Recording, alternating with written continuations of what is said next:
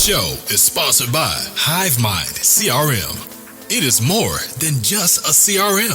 It is a real estate and business mastermind that comes with an all-in-one CRM. You can have unlimited websites and users. You can call, text, RVM, and email all in one user interface. And you can set up custom automations for any type and multiple businesses. 65% of companies start using a CRM system within the first 5 years of business. Once implemented, the HiveMind will save you on marketing, give you more time, and make more money.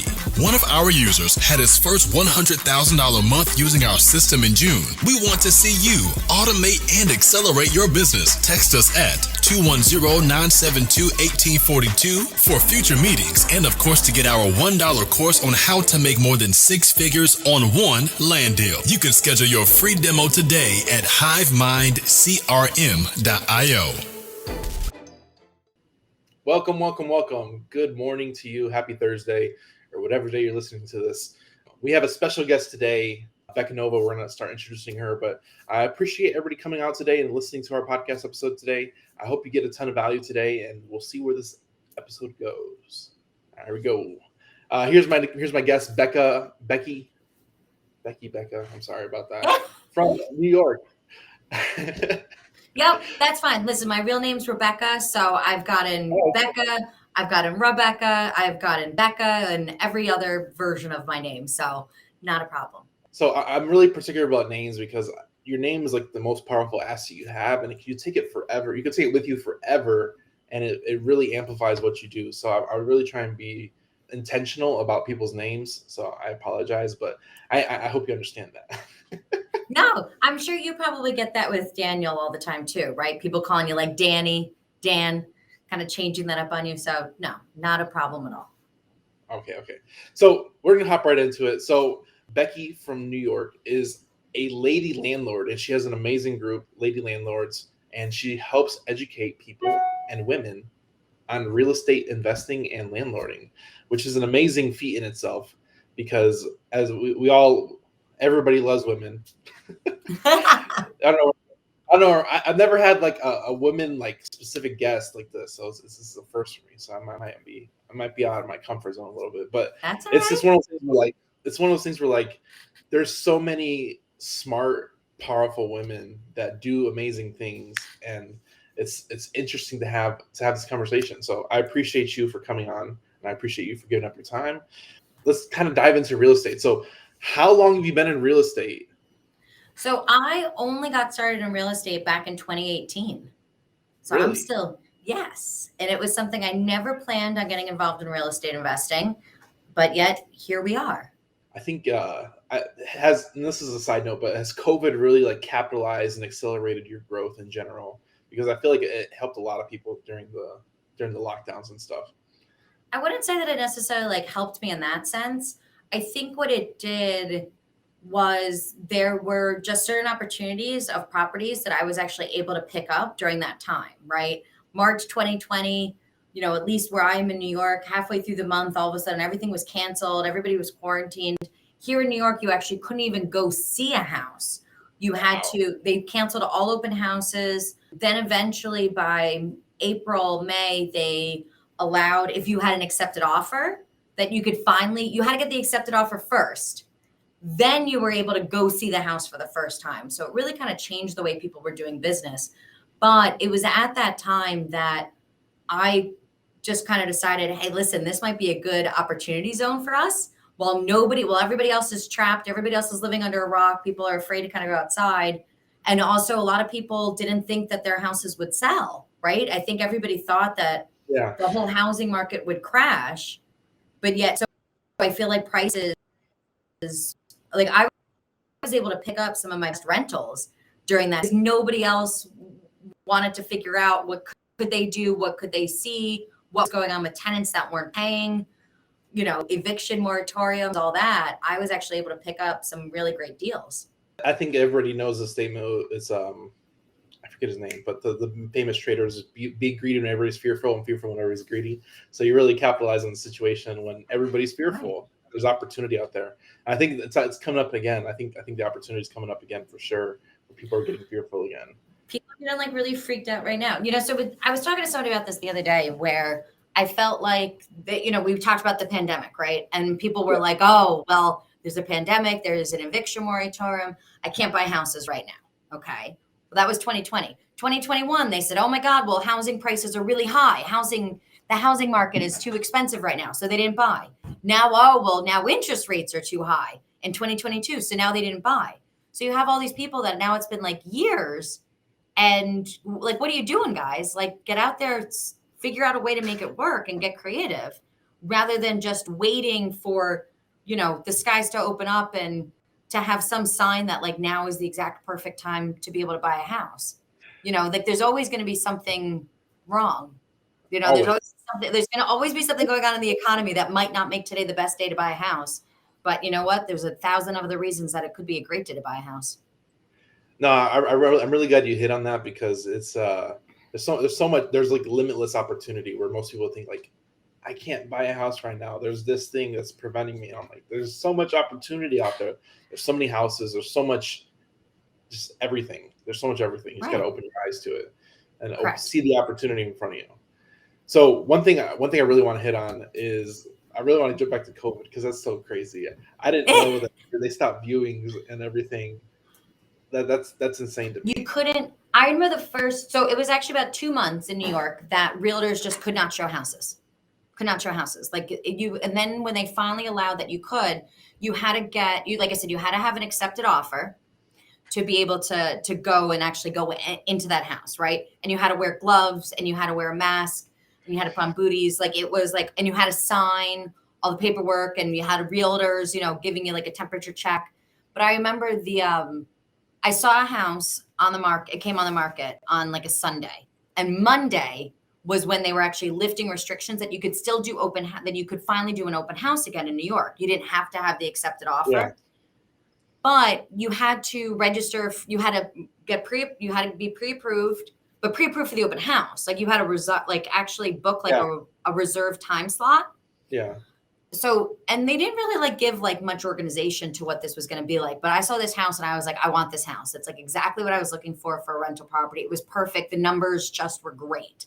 So my husband couldn't go. My realtor couldn't go. So, because it was literally last minute. So the next day I drove upstate New York, and I'm a New York kid. Like we don't really drive. That's not our thing. So me driving like upstate, like on a highway for an hour was like a completely nerve-wracking experience. So I get up there and they didn't actually hold like the reservation time slots. They made you wait in a line 6 feet apart. And then the realtor took one person in at a time to go view the property. So I'm waiting in line and I was pretty early because I hate being late for anything. So I got online early and I'm talking to like a couple of the people next to me. And I realize I am the only woman in this entire line of now investors coming to this property. And it's just gentleman after gentleman after gentleman. I'm in the middle there. The realtor was actually a woman. And I remember when we went inside the property, I'd asked her a question because they had those split level heating, air conditioning systems. Yeah. And that's just not something that's very common where I live. So I'd asked her a question about that.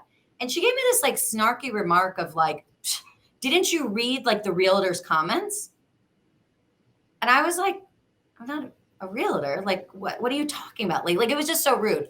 So I remember when actually I got the property, and a couple of weeks later when we were doing the inspection, she actually came by to apologize to me because she didn't realize that I was the buyer. She thought that I was somebody's secretary sent out. And I'm like, you are another woman.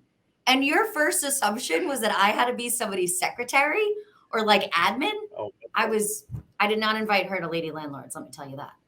But it was it was just really interesting just to still see, that there were some places that, I'm sometimes still the only woman in the room.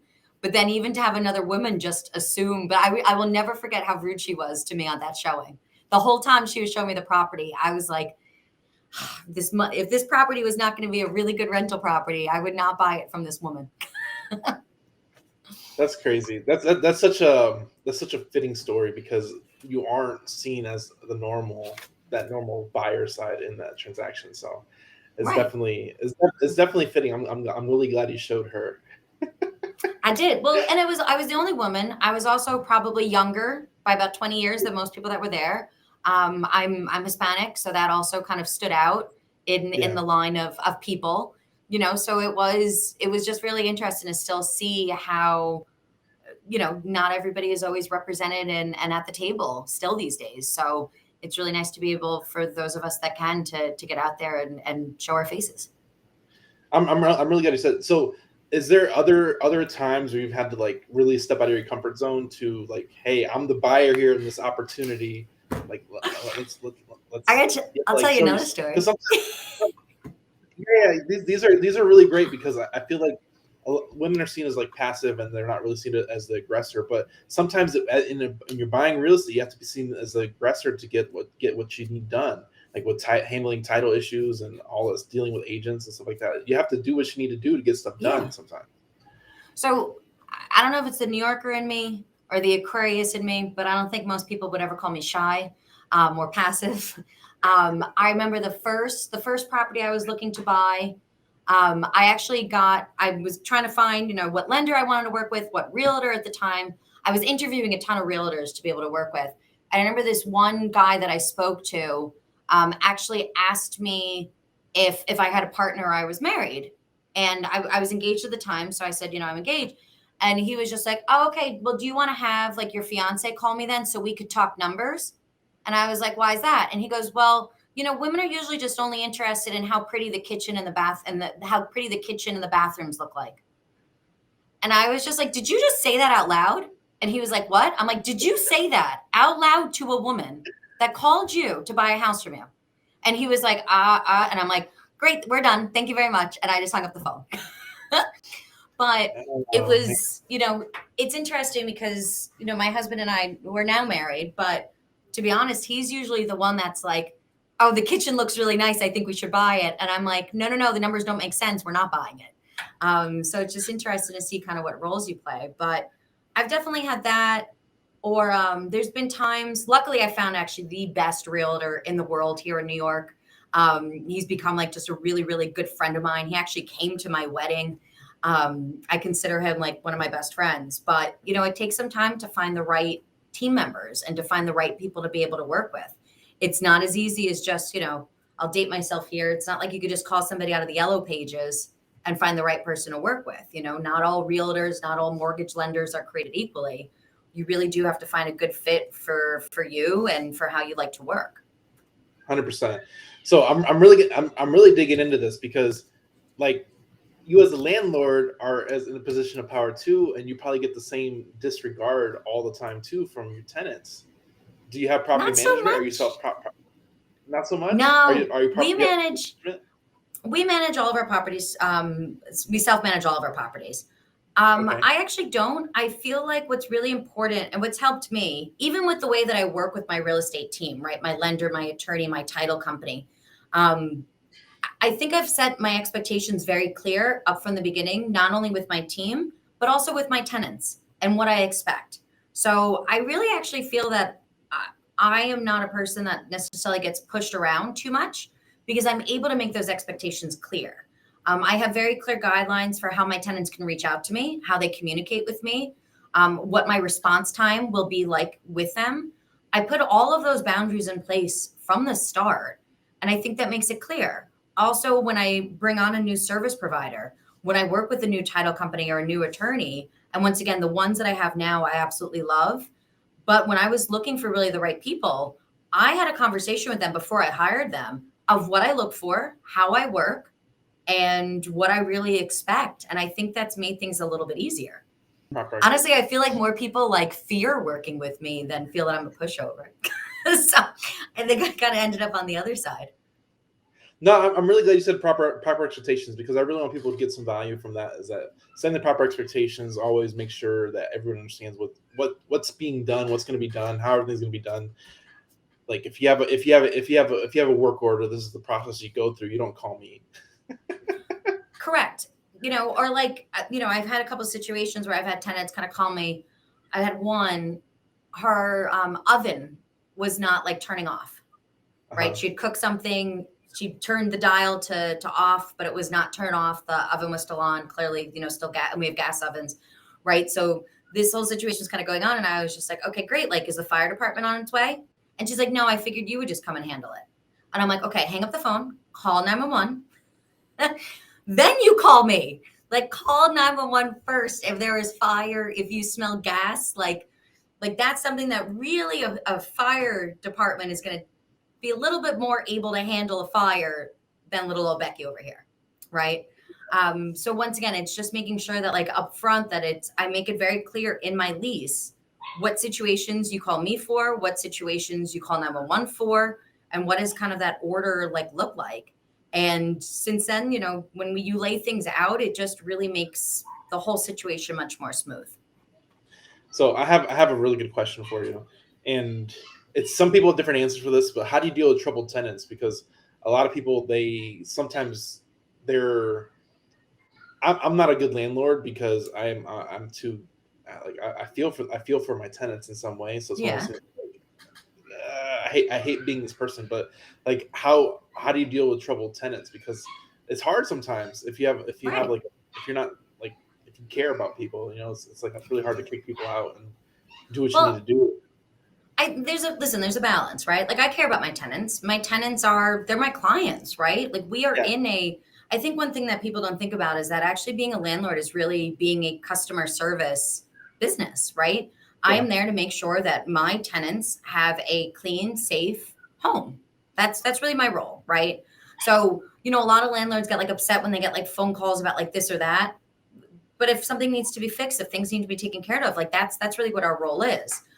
So when you say troubled tenants, to me, I feel like those are two different situations, right? There's a difference between, hey, I lost my job because of a worldwide pandemic that has not occurred in, hundreds of years and I can't work versus, hey, I decided to go on vacation and I don't want to pay you your money this month. I think those are two very, very different situations, right? And those two need to be treated with a different response. So same thing, back to 2020, in March of 2020, when New York City shut down, I messaged all of our tenants and said, hey, we don't know what this thing's going to look like. We don't know how long things are going to be shut down. Just communicate with us. Let us know what's kind of going on in your situation, and we can make sure to kind of put something in place depending on what's going on in your situation. And my tenants wrote me back automatically, like, hey, thank you. That's really nice. Like, we really appreciate you, like, asking, being concerned about us. One guy automatically said, I'm not going to be able to pay April's rent because I'm not now working the last 2 weeks of March. And he was in a kind of a paycheck to paycheck situation. So we were able to really talk and work out a plan with him. I had all of my tenants pay outside of that one person throughout the entire pandemic. And that one person, when he got stimulus check, when he got his unemployment check, he paid us back every single penny he owed us because we had open lines of communication, right? That's amazing. If a tenant, on the other hand, and we've had this, I've gone to court multiple times with tenants. We had a tenant, she told us like a few days before Thanksgiving, she was on a month-to-month lease. She said, hey, I'm moving out in 10 days, right? And you got Thanksgiving in the middle there, right? So I was just like, okay, thank you for letting me know you're on a month-to-month lease, which means you need to tell us 30 days before the start of the month, which means you're still responsible for December's rent. And she said, no, I'm not responsible for that. I said, yes, you are. I sent her a copy of the forms that she had signed, and she still was like, well, I'm not paying that. And I said, great, you have two choices. You can either pay, and I gave her options. You could put her on a payment plan. I gave her an option for a credit card. Here are those options, and then we could be done with this by the end of the year. Or you're going to be seeing me all year in 2022 because we're going to be in court. I'm going to be at your job garnishing your wages. We're now going to have to follow this up. You're going to have to see your ex-husband because you kicked him out, but now he's on the lease, which means you're going to have to see your ex-husband over in small claims court. Yep. So this is your choice. It is your choice to meet the obligations that you agreed to, or it's not. And in that situation, I'm sorry, I don't really feel bad. Yeah. Right? When somebody is doing something wrong to me, that's really on them. Yeah, no, 100%. I think I learned a lot. The first time I went to court to evict somebody, I was wholesaling was wholesaling a property and he didn't want to deal with this. I'm like, here, sign this paperwork saying I have the right to evict this person, and I'll go do it. So I went through the process of evicting them, and it was interesting. It was very, very interesting.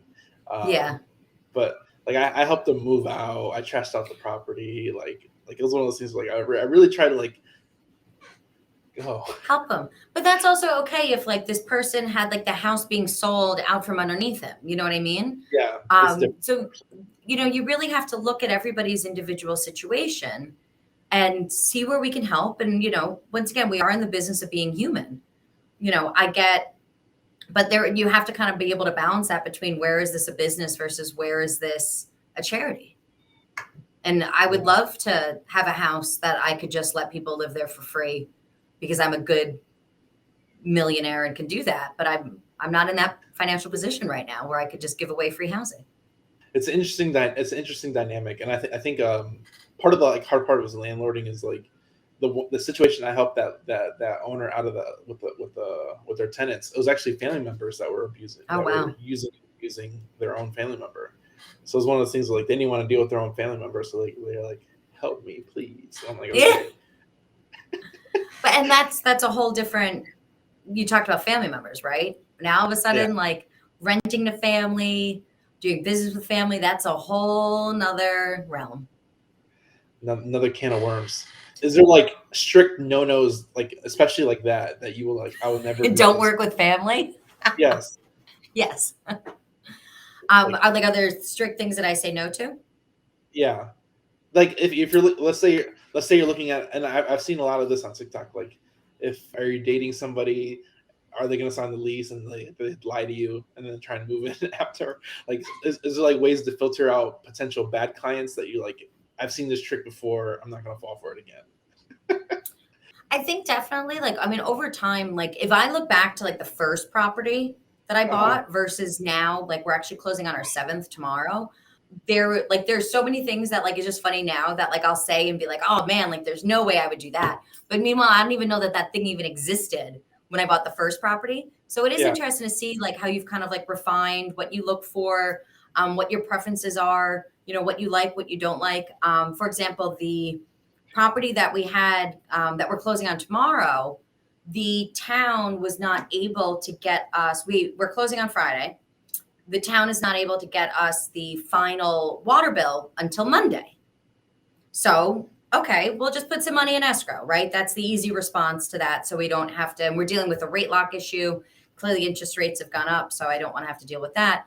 So, the first thing that like when I heard water bill and money in escrow, I called my attorney automatically.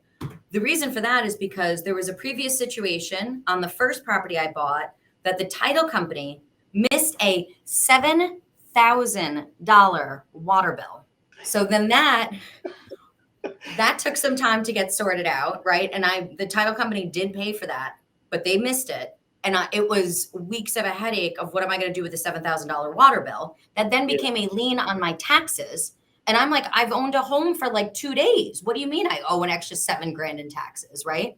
So so I already didn't like when I hear the word water bill, that kind of gives me like, goosebumps here. And then the second was money in escrow. I bought a property back in 2019 and I bought a property it's a 4-family and a parking lot here in New York. So parking is a big thing for us. Okay. And I bought it from this elderly couple that were, to be in all honesty, they were absolute hoarders. They had something we would call garbage. They would call their precious commodities all over every single inch of this property. So they also needed to stay in their apartment in one of the units after we closed on the house. So we rented back to them.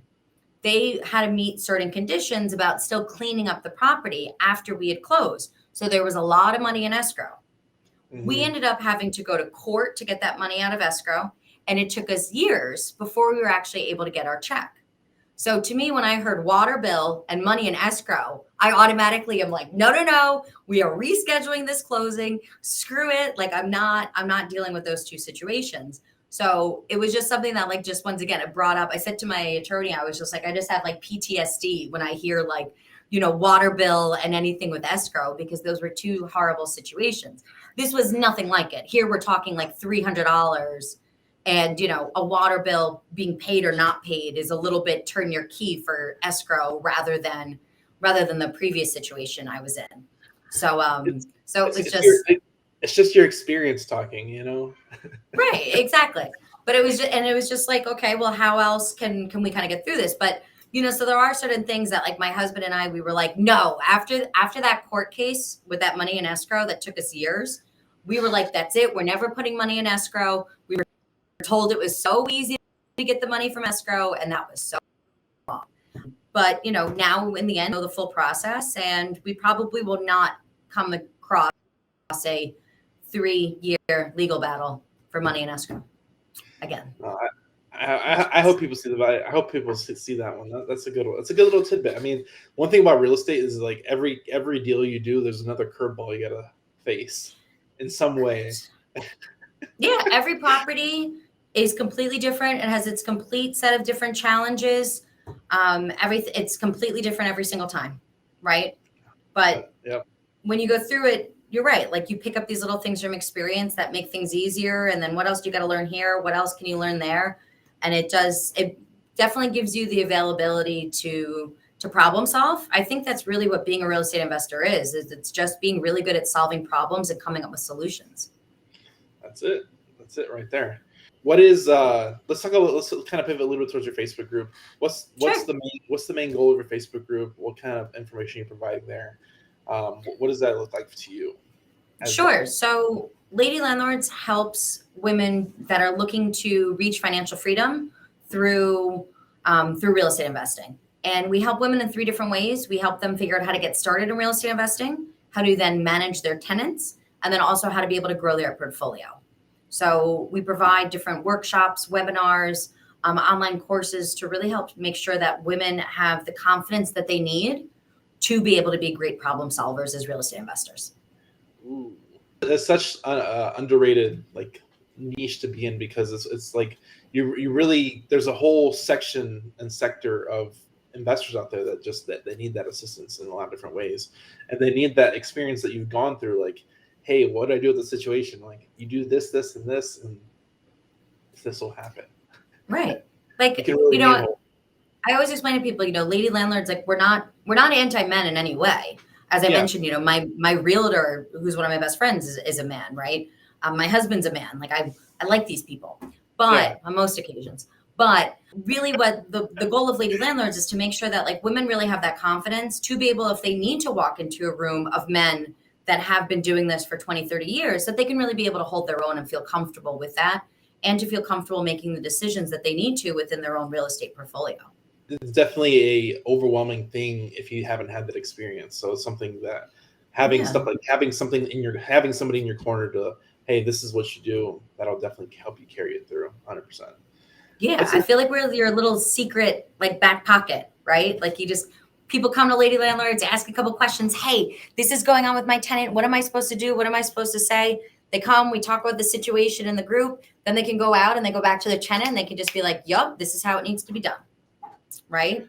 Community is such an amazing asset. Such an amazing asset. So for everybody listening, please go follow Lady Landlords Facebook group. I am a big fan of community, and it's one of those things where, like, if you don't have community or people like you that are going through the same situations as you, you feel overwhelmed, and you almost can feel alone, and it puts you in a state of depression because you don't have anybody to count on 100%. Right. And I mean, I started the group in March of 2020 for a very good purpose. Right? Yeah. I could say that you're definitely making an impact, and impact is priceless. And it's cool to see, and I know you're the leader of this, and I have community too in my group too. It's cool to see community leaders help other communities. So it's like, you're not physically having to do it anymore, but there's people that understand the mission and understand the goal, that they're just doing it for you. Right. Like, to me, it was different when we were much smaller, right? Lady Landlords now has 30,000 women in the community. So when somebody posts a question or asks for help, to me, it's just so beautiful to see literally just get, like, hundreds of responses of other women helping someone kind of walk them through that situation. That's sometimes, like, I don't know. I don't have kids, but like I just feel like, you know, like a proud Proud. parent that The can just proud like sit back and just like watch like my children like take care of each other. You know, like that's how I feel in the group. It's really nice. It's a proud moment. It's like it brings Yeah, a tear to your eye. a little bit. I know. A little bit. But it's really nice. It's really just great. Like you said, it's great to see from like a community because, you know, real estate investing, we tend to be on our own, right? Nobody learned how to invest in college. You know, I know at least where I went, they weren't teaching real estate investing. You know, so it's something that like we really are all people that are looking to kind of learn this new skill later on in our lives. And, you know, there's not a lot of direction, guidance, and there's a ton of different. My favorite thing about real estate investing is there's thousands of possibilities of what we can really do in this industry, but that could also be really overwhelming. So it's so nice to be able to talk to people that have like been there, done that, that can just kind of make that learning curve for you a little bit easier. Yep. I appreciate you providing that to the community. Like my big thing, and this is something I say, is that I help people that help people, and that's my whole Right. thing. 'Cause Yeah. if we're all helping people, that we're all making a difference together, one person at a time. Right. And if we all have that mentality, it would be a much nicer, kinder world. But here's where we are. What is a quote that is yours or somebody else's that you resonate with? Oh, so my favorite quote. Unfortunately, I have to give credit. So I have two favorite quotes. The one that I usually always talk about with real estate investing, I'm going to have to actually give credit to Nike. Just do it. Okay. Right? Or whoever wrote that slogan, because I feel like real estate investors, we get stuck in analysis paralysis, and we get stuck, like I mentioned, like we were talking about at the beginning of the call, right? Oh, you know, there's a pandemic. Oh, interest rates are too high. Oh, prices are too high this year. Maybe next year. Maybe next year. Maybe the market will crash, right? But what I find really important and what I find interesting is when you ask any real estate investor, like what they wish they had known about real estate investing, you know, at the beginning, they always say, I wish I got started sooner, right? So that the concept of really just like going out, taking action, and actually making a difference in your life today, not tomorrow, not the next day, but today, really just resonates with me. That's it, man. I tell people all the time is like what separates everybody else from 99% of the people is that people that they just do something. It doesn't matter what it is. It doesn't if they do a Correct. lot of it. They just do something. They're Correct. then creating something, which is 90% of the world is consumer. So if you create any little bit of thing, you're already a step above everybody else, and you're already moving forward. And then from there, it's just being consistent. So baby steps eventually take you up a mountain. Yeah. Well, I think what you're kind of talking about too is it's really difficult with like a lot of social media today, right? You could go online and in like 2 seconds you can hear about people that are buying, you know, 14 houses overnight, or, you know, are doing all these things that like it makes people feel like those little baby steps really are not enough. But everyone has to start out somewhere. And you're right, doing something is still better than doing nothing. 100%. 100%. So put down Instagram and go take action. So perfect. Where's your Instagram? Where's the Instagram handle? We're gonna Lady Landlords on Facebook. Where else can people find you? Sure. So those that identify as female can find us in our Facebook group at Lady Landlords. Otherwise, everyone can find me on Instagram at Becky Nova 24. Or we also do have a Lady Landlords podcast as well. And that's really, you know, once again, everybody can listen to that podcast. So just some easy ways to find me. You know what? This whole interview, I forgot to mention the podcast. How many episodes is your podcast at, and what's your release schedule right now? So I do once a week. I release new episodes every single Tuesday. We are in season 2, so that would mean I would have about 75 episodes. Oh my God. Would that really be 75 episodes? That's crazy.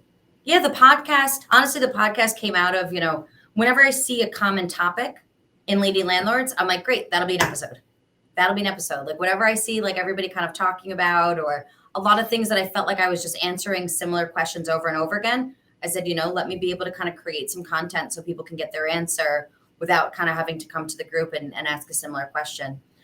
Let's just get the real answer out there. That's such a cool note that you're getting feedback and what to even talk about from your podcast, from your groups, Yeah. Facebook. For everybody out there, start a Facebook group. She started hers this way, March of 24. I forget what shoulder. Yep. March of, Which March, way? Yeah. March of 2020, and now you're making a huge impact. And it's one of those things where, like, I tell people, like, if you want to make a difference, Facebook group, it might take a while. Like for me, I started mine in January and I got 2,200, but no discount to me. But I started from zero, just like you did. Right. So it's one of those things like, it's just make an impact, provide valuable content, be a creator, not a consumer, and make a difference in the world. Right. And be passionate about it. Do something that you really enjoy. Do it because it makes you happy, not for money, not for fame. Do it because it makes you happy. I listened to a podcast the other day, and it was one of those things where, like, being intentional, and using the word intentional means that you're really wanting to, with a great purpose, make something better. So being intentional, and it's such a powerful word, like intentional. Oh, I love that word. It's intentional, being very intentional. So I hope people found value today. Go check out her Facebook group, her podcast. If you need help and you're a lady, go check out Lady Landlords. We appreciate your time, Becky, and I hope to see you in a few years and see the big difference you can make. Exactly. No, we're in touch now, right? Good people in touch with good people. So no, let's see what we can do together next. The show is sponsored by The List Guys. Do you need more leads in your local or virtual market?